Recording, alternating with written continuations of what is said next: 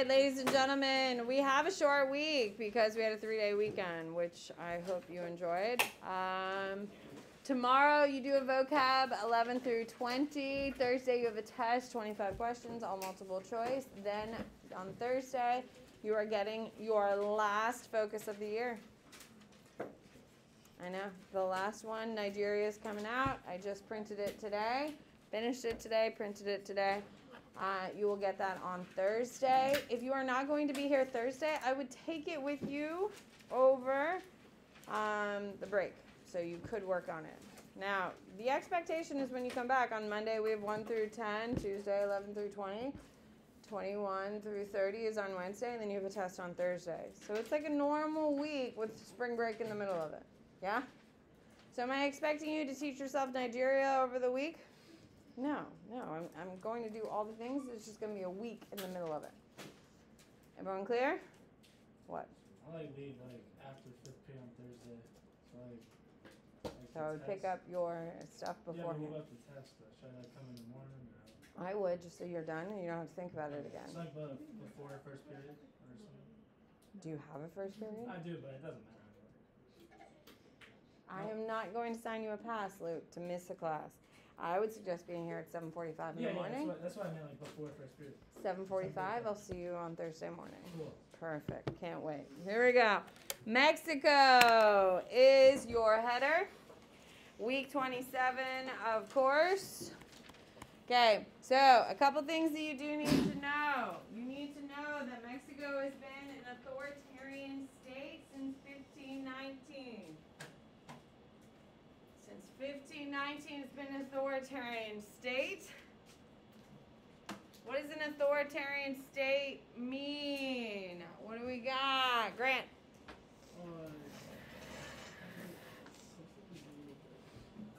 What's an authoritarian? What do you got, Brennan? Or one central figure has all the power. There you go. So, a couple dates you do need to know. 1910. Oh, if you don't have a little diagram up, I would take it out, please. That'll be helpful in referencing to a couple things. I just think when we're doing lectures, we should have it out. Okay, so 1519, obviously the Spanish come. We're not going to do it all. I already wrote it down. Authoritarian regimes have been what has been controlling Mexico since 1519. 1910, write it down. 1910 is the beginning of Mexican control. Let me try that again. 1910 is when the Mexicans are going to have control with the revolution of 1910.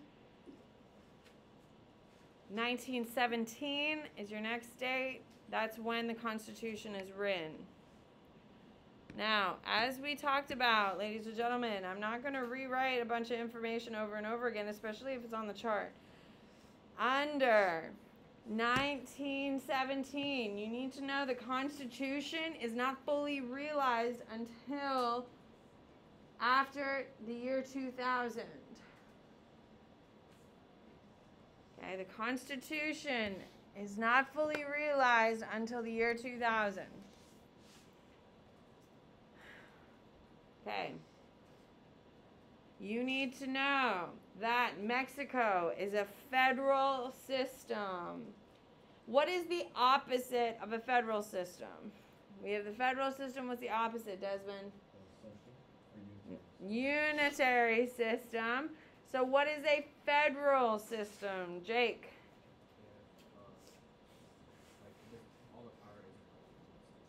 Okay, it's in what? We have them here. States, yeah, they're in states that have a consolidated amount of power that can check the federal government to a degree. It's important that you know that. Okay. Executive branch. As you know, you already have a bunch of stuff down on your little chart. We're not going to copy it. What we are going to talk about is you do need to know it has a 6-year term. You do need to know they are restricted to 1 term.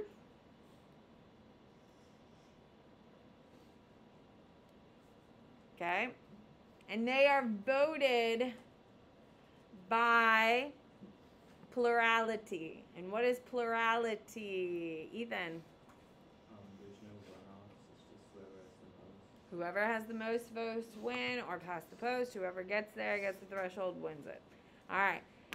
You do need to know they have a presidential system, obviously. Well, not obviously. China has a president, but not a presidential system. Okay? Mexico has a president. It has a presidential system, and it is based on the United States. Write that down. It is based on the United States. Your next component is the legislative branch. I've already ran a ton of information on your little chart. That's why I'm going quickly through our aspects of government. I'm adding information to what we already have in our chart. The expectation is that you are studying off your chart, which is where some of this information is covered. You obviously need to know it's bicameral. Okay? You have the lower house, which is the Chamber of Deputies. And then you have the high house, which is the Senate. The Chamber of Deputies, you have a 3-year term. You can only serve 4 terms. You have a limit of 4 terms. So you can serve for a grand total of how many years? 12. The Senate has a 2-term limit. And each term is 6 years. So, how does the Chamber of Deputies compare to the House of Representatives? Who can tell me a difference between them? Riley?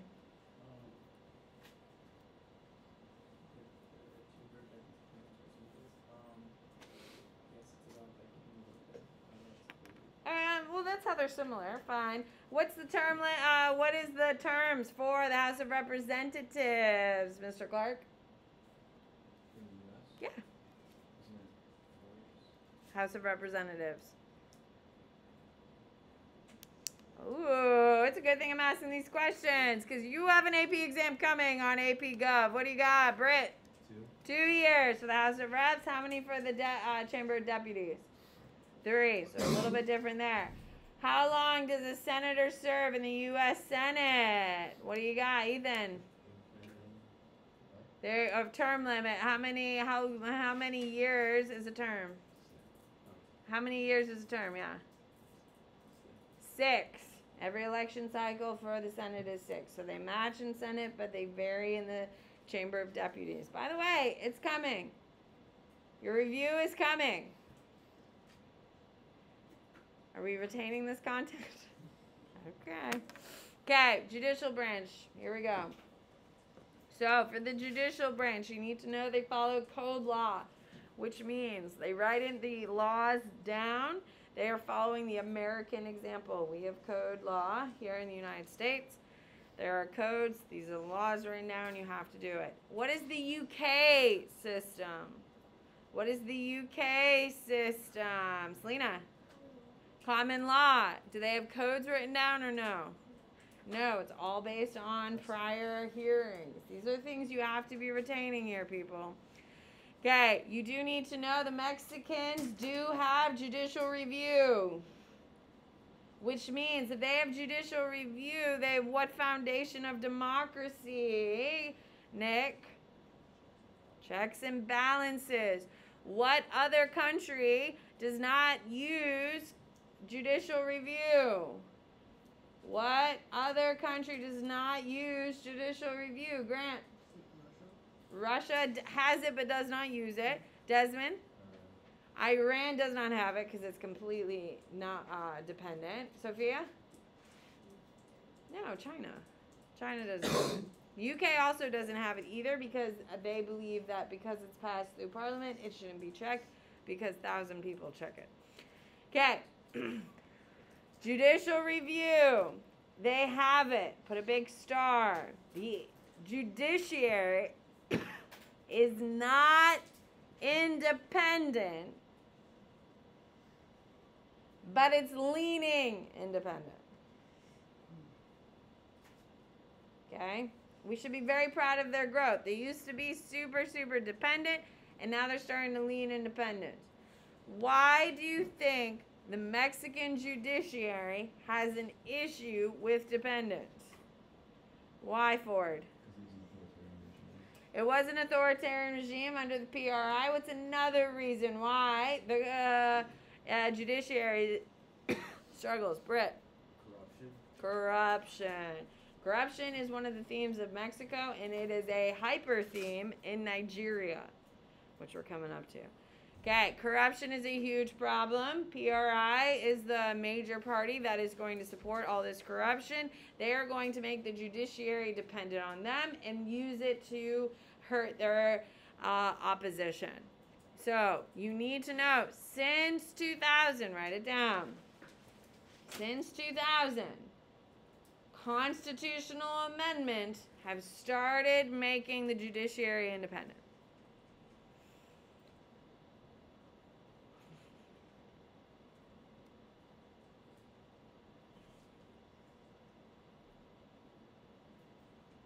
Okay, and another weird thing, I don't think it's weird, but a different thing, sure, it's not important, okay, is the term limits for the Supreme Court.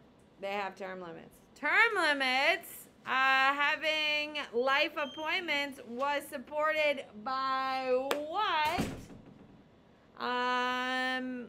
Foundational thought thinker here in the United States. Who's the dude behind lifetime appointments for the Supreme Court? Guys, there's like 2 founding fathers you need to know. Selena. Hamilton. Aren't we excited to be in review-ish? Mexico does. The United States does not because of Hamilton. All right. Political parties. Here we go. You already have a ton of information on the back of your sheet. I'm not making you recopy it because what was the point of writing it if we're just going to do it twice? But I do have some more information that is relevant. Here we go. You need to know PRI. Oh, you need to know Mexico is a multi-party system. You should have figured that out by the fact that we've written down 4 parties. Okay? It opposes. What is the opposite of a multi-party system, Jordan? A single-party system. What would be a country that we've studied, Jordan, that is a single-party system? Iran is a single party. Grant? Russia is a single party. Desmond? China is a single system. Okay, here we go. So it is a multi-party. PRI is the first. Okay, they are the historical party of Mexico from 1923 to 1999. You need to know that they have allowed corruption to grow into a powerful force in Mexico. So when you think of the cartels, who allowed the cartels to thrive? The PRI. Why would the PRI allow the cartels to thrive? Why? Jordan? It's a little bit of clientelism, absolutely. Oh, I love the vocab. What else is another reason? Why? Desmond? Yeah, they pay. You have to understand, what is a bribe? Someone asked me what a bribe was today, and I just assumed we all knew what a bribe was. What is a bribe, Katie? Yeah. So Katie wants an A in this class, and she gives me $5,000, and I give her an A. I am worth way more than $100, okay? So $5,000. Please don't tell your parents that that's the going cost for an A, because it's not true, but I'm definitely not $100. With that being said, that is a bribe. When money is a transaction between one to the next, that's a bribe. You need to understand that PRI is going to do low-level bribes and high-level. Write it down. It is low-level. When I say low-level, what does that mean, Caesar? Low-level government. What does that mean, Caesar? Mayor's pretty high. If I can bribe Mayor Castor, I think I'm doing pretty well, right? Like a police officer. Police officer is a low-level bribe. Absolutely. Okay? Now, this is going to be sharpened underneath PRI which is going to grow exponentially. Okay? Under PRI, you also need to know they are probably the third largest party today.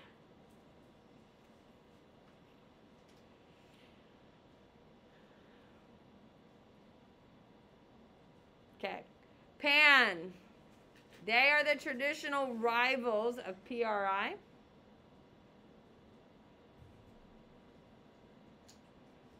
They are the traditional. They've never gained too much power.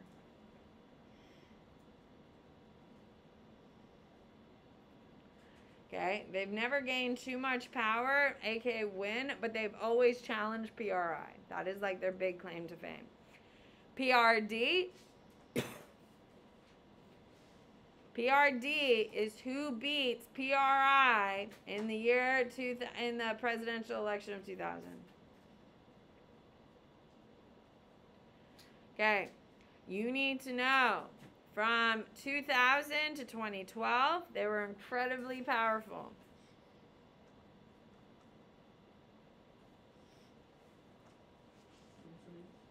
2000 to 2012. However, then they become election deniers. What's an election denier, Alex? It's a term we use here in the United States, too. What is a, huh? They call it like rigged or something? What rigged? The election? Yeah. Okay, it's only when they Lose? Yeah, only when they lose. If they win, do you think they're going to deny the election? No, of course not. Okay, so PRD becomes election deniers, which will fracture their party. Write it down. It will fracture their party. What does it mean to fracture a party, Jack? Like it splits the party up into like stuff. There you go. It splits the party. Okay, it fractures the party from the inside. Some people believe in the election deniers.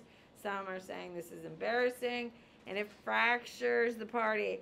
And then that will create the Morena party. You need to know that. The Morena party is the most powerful party in Mexico today. And where was its roots? Where did it come from? Where did it come from, Alice? As part of the PRD. There you go, but it's going to break away because of election denialism, and it fractures into its own party, and it is the most powerful party in Mexico today. Okay? You need to know that it is left-leaning. Just because I say something is left-leaning, it doesn't mean it's just like the Democratic Party of the United States.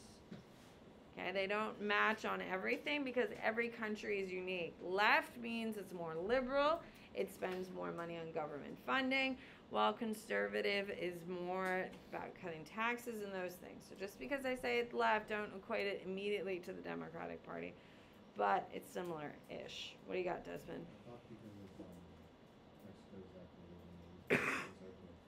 It is a little bit more conservative than our Democratic Party, but it does have some left principles to it. The Catholicism in Mexico is a huge thing because they're super hardcore in Mexico about it. Okay, one thing I do want you to add to PRI, and I'm so sorry, I forgot to mention it, but you do need to know it for PRI. You need to know they call themselves the perfect dictatorship. I'm not sick, it's my allergies, and I'm miserable. No, I know that, but this is what. It's because they did use elections. You do need to know that. Okay? They used elections, but they bought votes with gift cards, vouchers, and favors. So, did they stuff an election ballot box? No. Did they stand out there and say, hey, I'll give you $5 if you vote for this person? Of course they did. That's how they won from 1923 until 1999. All right, perfect. Interest groups. is your next heading.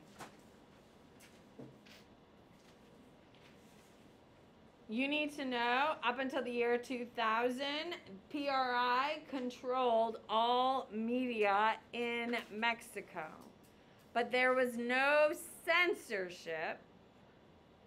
It was just manipulated. What's the difference between manipulation and censorship? What's the difference? Oh, no. This is a fundamental aspect. Ethan. If it's manipulated, they change the facts and change what's true. But if they censor things, they're just blocking certain things out. Ethan, what a wonderful explanation. A manipulation is whoever is in control gets to change and focus the narrative the way they want. Whether you like it or not, CNN and Fox News also manipulate, yes? If you watch the coverage and you flip, and you should be flipping between CNN, Fox News, and whatever third station you want. If you watch the coverage on one and then you watch the coverage on the other on the exact same topic, it's wild. Can we agree? That's manipulation. They are teetering to a specific point of view. It is what it is. Here's what I found. Okay? Now, censorship means completely blocked, and there's legal issues for mentioning it. There is no censorship in Mexico. It is just manipulated. It is not until after the year 2000, write down, that other party politicians were allowed to be on television. Think about it. Can you win a presidential election if your face, your voice, your debates, your advertisements are not allowed on television? No, absolutely not. Or the radio, of course, because we're starting in 1923. Those types of things were blocked by the PRI, which is why they controlled Mexican politics from 1923 to the year 2000. Ethan. Isn't that censoring? It's not censoring. They would just manipulate it. Censorship means that there's going to be legal repercussions, right? By the government if you bring things up. Like, for instance, if you bring up Tiananmen Square in China, what do you think is going to happen to you? Yeah, they're going to kill you, they're going to jail you, they're going to do all the things. There's going to be legal repercussions. Okay. Let's talk about North American Free Trade Agreement, also known as NAFTA. NAFTA, you should all know because it's in AP World and World History Honors, and it's a huge part of a push to, okay, and what is it, Lucas? North American Free Trade. Oh, I read it too. Yeah. I mean, I don't remember the specifics. What 3 countries is it dealing with? North America, Canada, Mexico, and There you go. Write down. It's between Canada, Mexico, and the United States. It means that goods can move freely between these 3 countries with no tariffs. Okay?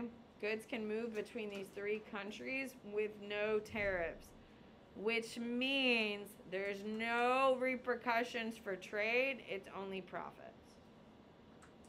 To a degree. There's always pros and cons to everything. Okay? So, put a big star. NAFTA changes Mexico's economy forever, parentheses, in a positive way. Okay? NAFTA is a life-changing aspect that will affect Mexico. For the United States, successful or not? Yeah, it's pretty successful for us. We do benefit from some things. We do lose a bunch of things as well. Most of your machines are actually built in Mexico. So China makes the product, sends it to Mexico, where they assemble it, put it on a truck, and drive it across the border. That's how most goods are being... Do you have a pass or you're just late? Oh, okay. So, NAFTA is why most goods are assembled in Mexico. Does anyone know what is the most common product coming out of Mexico to the United States? Come on, they have television commercials about it, and they're so catchy. Sophia. Avocados is one of the largest exports coming out. It is the largest export coming to the United States. Okay? Huh? Why is that stupid? Oh my God, they're delicious. They are the fundamental to a good brunch. What? Moving forward, you do need to know that Mexico is the largest producer of agriculture for the entire continent of North America. So, most of your goods that you are buying in the grocery store are coming from what country? Mexico. Okay? You need to understand that, put another star. This will cause one of the biggest problems in Mexico, which is income gap. Because of NAFTA, the wealthy become even more wealthy. Think about it. If you are in North Mexico, which is where all the factories are, it makes sense why North Mexico is there. Why are all the factories in North Mexico, Annie? Why? Yeah, it's closer to the U.S. Why would you put them in South and then you got to drive them all the way through? So they build all the factories in North Mexico. If you already owned a factory and NAFTA came about, all of a sudden, now you have all this money coming in, so the factory owners are making tons of money, but is the rest of Mexico making a lot of money? No. It is going to cause one of the world's largest income gaps. Write it down. Which will cause protests. And these are your two protests that you need to know about income gap. They have two major protests about it, and it has a huge impact. Raise your hand if you've been to Mexico. Okay. When you drove from the airport to your hotel, was it kind of shocking? Did you look out the window? Maybe? Okay. Did you, Sydney? It's pretty shocking, right? What did you see on your way out to your hotel?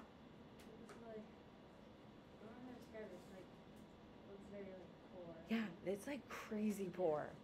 You're either doing really well, like I'm sure by your hotel, wherever you were staying in whatever part of Mexico, you saw beautiful houses mixed in to the hotels, right? And then as you're driving out to the hotels, it is just poverty. Like you're looking out your window and you're just like, oh my God, how do people live in these places because of how poor it is? That is the income gap, and that is Mexico's second largest problem. Is the income gap is so large, which means the wealthy are making crazy amounts and the poor keep getting poorer. And it really all comes down. Now, has there always been wealthy and poor in Mexico? Of course. But it doesn't grow as large as it has until NAFTA. Here we go. Ethnic cleavages. Here we go. Ethnic cleavages. You need to know that there are racial issues in Mexico that tie back to 1519. Write it down. What was created in 1519 in Mexico? My AP World kids better be raising their damn hand. What is it, Caesar? The encomienda system. Write it down. It is on your little chart. The encomienda system is put into place in 1519. And what is the encomienda system, Ford? It's like a ranking of status based on skin color because of food. There you go. Okay. Why is Spain doing a racial structure while the British aren't? And it comes down to the Spanish were coming here to make money. If you're coming here, if your dad or your mom goes on a business trip, do they take the kids? No, they're there to work and then they're coming home. Same thing as the Spanish. So the Spanish are coming to the Americas to look for gold. They're here for wealth. So what happens is They come here. They don't bring their wives because they're working? And do you think they're just sitting at home reading their Bible, thinking about their wives and kids back home in Spain? Or do you think they're hanging out with the pretty senoritas? They're hanging out with the pretty senoritas. So by 1520, we already got mixed race babies running around. And they're like, oh shit, we got to make sure we are still in the superiority. So what they do is they create a racial structure where the whiter you are, and if you don't know this, you better be writing it down. The whiter you are, the higher you are in it. Okay? So, the highest position goes from Spanish people born in Spain. The lowest position are going to be slaves, of course, from Africa, and indigenous and slave mixed babies. Those are your two tiers. You also need to know the term colorism. Write it down. What is colorism? Oh no. Guys, it's 2023. How do we not know colorism? Desmond.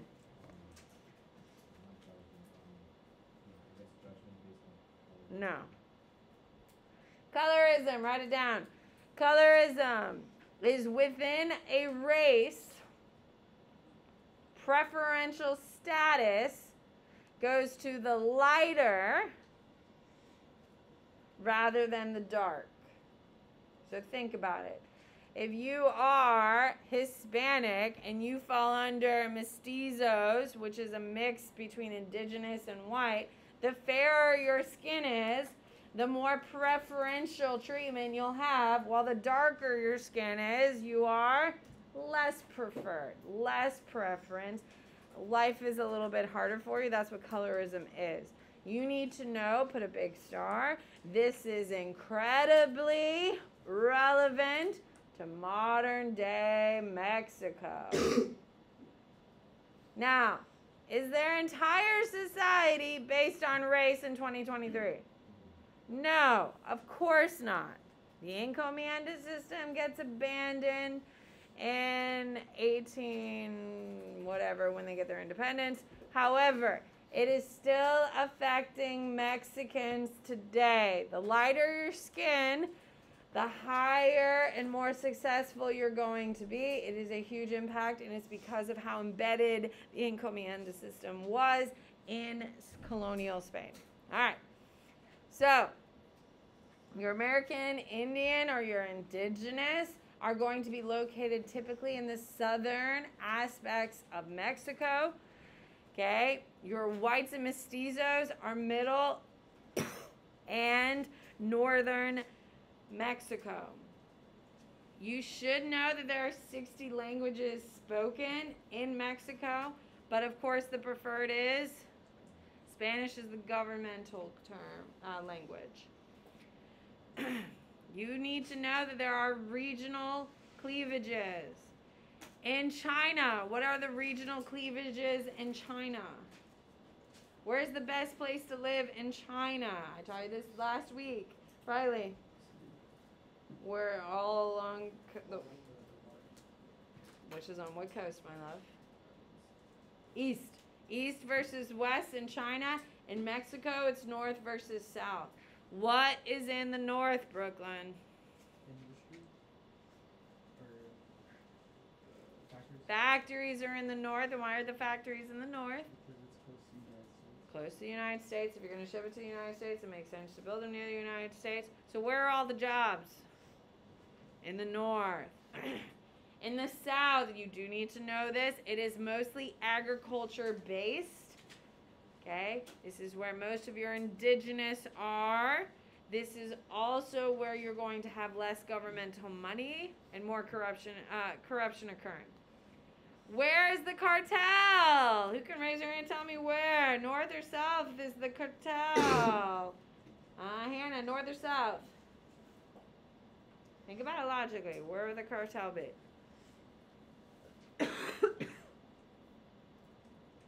You have 50-50 shot, Hannah. North or south? North. Why would they be in the north, Hannah? It makes logical sense. Why are they in the north, Brennan? No. Jordan. Well, there's money there, but guys, where is the cartel really focusing on here? Grant? Not Grant. Jack? The border. The border, yeah. They're in the north because where are they selling all their drugs? More American. Yeah, they just busted, like, yesterday, 500 pounds of marijuana yesterday on, like, one dude. Yeah.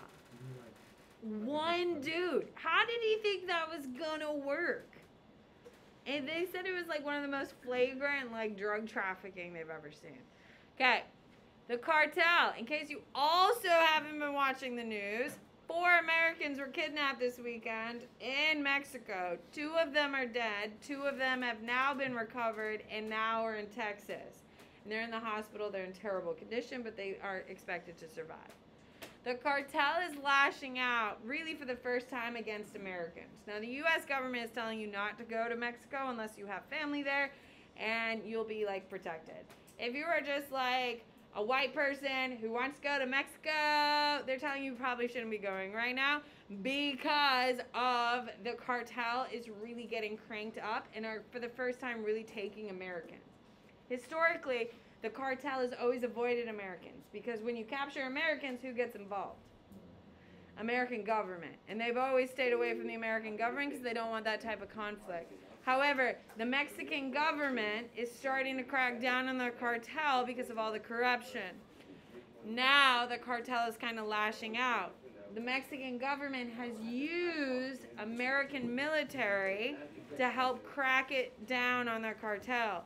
So now the cartel is cracking down on Americans as like kind of like a last ditch effort of trying to avert some power here.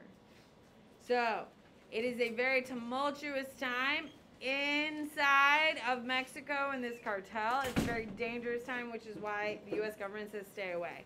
They've killed a bunch of Americans already this year. They threw a guy off a balcony at a luxury resort. They've killed a couple people wandering around. So not an ideal time, Sophia.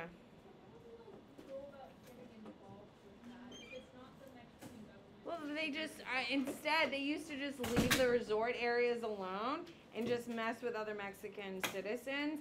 Now they're going into the resorts and they're messing with Americans. That's the difference. It's not like, I mean, there's always some idiot who goes wandering off into a place you should not be wandering. But there's a bunch. Okay, regional cleavages. You do need to know this term. I'm not going to butcher it for you. This is the reference to building factory towns in the north part of Mexico. Mexico is going to become incredibly wealthy because of NAFTA and all these factories being built. It is going to be attracting lots of Mexican citizens because of the jobs created there. It is also already home to the cartel, so there's a lot of things happening in this area. Okay, while the South is really primarily just focusing on agriculture, so you're seeing a lot of people leaving the South to head north. Okay, we're also going to see a lot of migration issues. Write it down. Another regional cleavage is migration issues. Immigrants from South America and Central America, which is below Mexico, are going to go through Mexico in order to reach the American border. If you've turned on the news, you've heard how many immigrants we're getting here. That is putting a huge strain on the southern part of Mexico because everyone goes through the southern part of Mexico and then it spans out and different routes to get to America. It has put a huge burden on southern Mexico, which has created a ton of issues for government. All right, that's it for me.